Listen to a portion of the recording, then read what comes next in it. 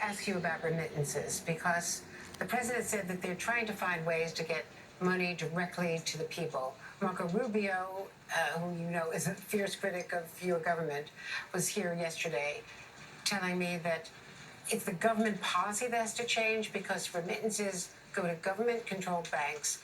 Then they are converted into pesos, which are not valuable compared to dollars to the average Cuban there or anyplace else. And so that the money does not reach the people unless the government changes its policy.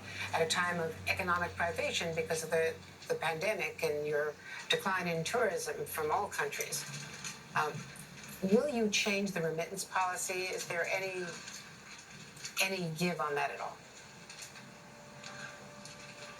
I saw his statements in your program yesterday with a great deal of mendacity. The remittances that are sent to Cuba are not taxed, as is being said. The government does not pocket 20, 40, or 60%. In fact, the government does not tax remittances. The remittances that come to Cuba have to pay a commission not to Cuban agencies, but to Western Union.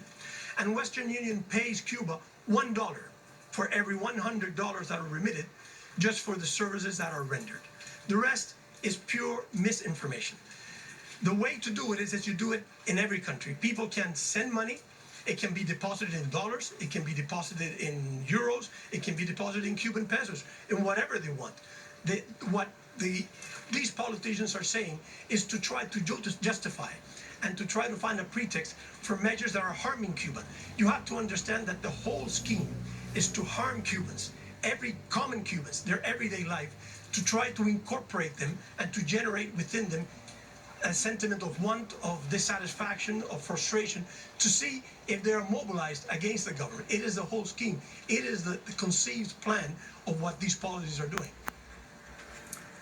I also want to ask you before we lose this connection.